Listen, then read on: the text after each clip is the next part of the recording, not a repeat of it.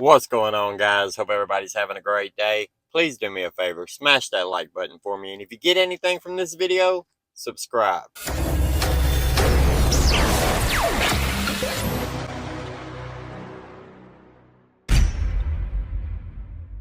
So what happens if Bryan Kohberger is found not guilty at trial? I know that people have their opinions on whether he's guilty or not, and that's not even the point of this video. The point of this video is to say, what happens if Bryan Kohberger is found not guilty at trial? What do the police do? Do they just throw up their hands and say, well, that was definitely our guy, but he just lost at trial? Is it the prosecution's fault? Is it the investigator's fault? Is it fair to Kohberger to turn around and say, well, we still believe he was guilty, but we couldn't prove it, so he got off on it? Or are they going to turn around and admit that they were wrong and start looking for whoever is responsible for the crime? And how is that going to go? Because we all know that the trial is supposed to start in October, right? October is damn near a year away from the crimes itself, but there's hardly any chance that that trial is going to start in October. Maybe it does. Maybe a miracle happens, but it's not looking good, right? We all can admit that. So let's say that the trial does start in October, and a year after these crimes took place, we find out that the person that they suspected of the crime didn't do it. So then they have to turn around, go back, and find whoever did do it. How are they going to do that? Especially with the crime scene cleaned up, with the house boarded up, probably tore down by the time trial finishes, actually. I don't know. I don't know where we went with that, but I know they want to. I know that the school now owns the house and they want to demolish it. Why would they do that before they have a guilty verdict? What if they need to go back in to find more evidence? Now, a year after this crime took place, they believe that Bryan Kohberger is the sole person responsible for this, right? They don't believe that he had help as far as anybody knows. He's the only person that's been arrested and charged with this crime. So if he is indeed not guilty, where do they even start? How do they go about finding the person who did do it? And if they do find another person and they point the finger at that person, what's that person's defense going to be? Well, y'all saw what happened the last time they fingered somebody for this crime. He obviously didn't do it, so why would you think I did too? They're just grasping at straws at this point, right? Now, I think I've been pretty clear that I do believe Bryan Kohberger will be found guilty. I do believe, based off the evidence, that it paints a pretty good picture, not beyond a reasonable doubt yet, but we do assume that they probably will have more evidence. We just can't assume that certain evidence exists, right? So if they do have all the evidence to convict Bryan Kohberger, then great. I hope the person responsible for the crime gets exactly what they deserve. But if they don't have enough evidence to convict him, that's where the questions come in. Whose head rolls? Is it the investigators? Is it the prosecutor? Is it going to be blamed on the jury? How does this situation play out, and what happens next? Do the victims just not get justice at that point? I'm really wondering.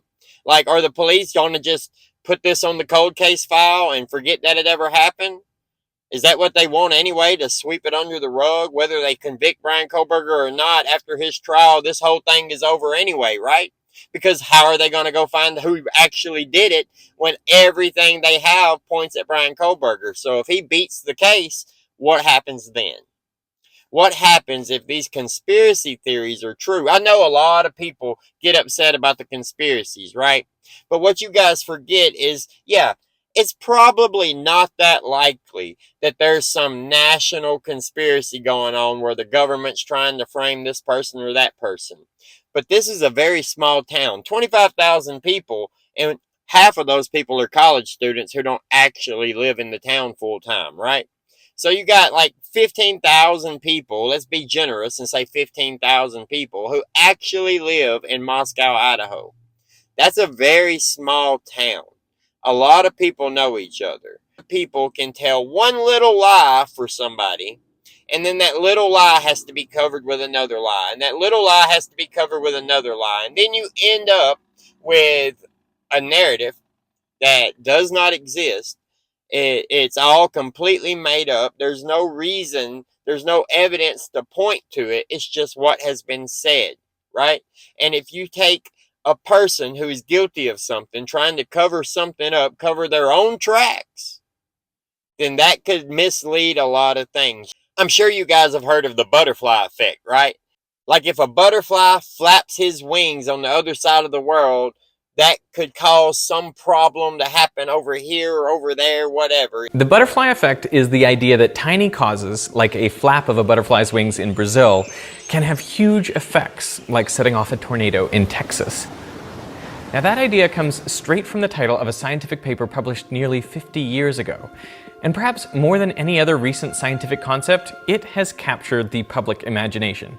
In pop culture, the butterfly effect has come to mean that even tiny, seemingly insignificant choices you make can have huge consequences later on in your life. If you make one choice differently, then that can cause the entire situation to end differently, right?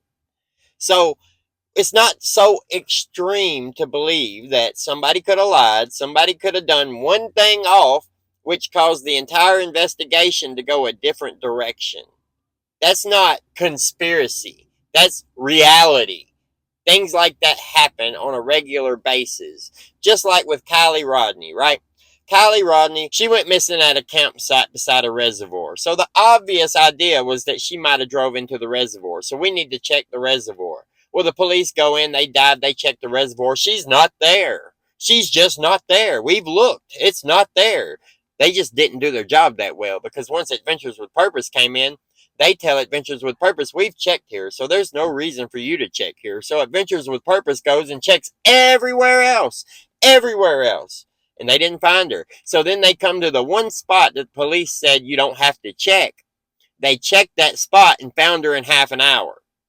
Now, members of the volunteer dive team are speaking with Inside Edition about how they found her after official search teams came up empty. Law enforcement authorities spent 2 weeks and 20,000 man-hours searching in vain for the 16-year-old, including the use of police divers who probed the very reservoir where the body was found. The group says it took them just 35 minutes to locate Kylie's car. Yeah, I think that's a great question. That's one that everybody's going to have, right? Is how did we not find it when we were searching? So one mistake can cause a lot of damage. One oversight, one lie, one misleading fact can derail an entire case. What do you guys think? Let me know what you think down in the comments below. Like the video, subscribe to the channel to see more, hit that notification bell so you'll get notified every time I post. Have a great day, and we'll see you later.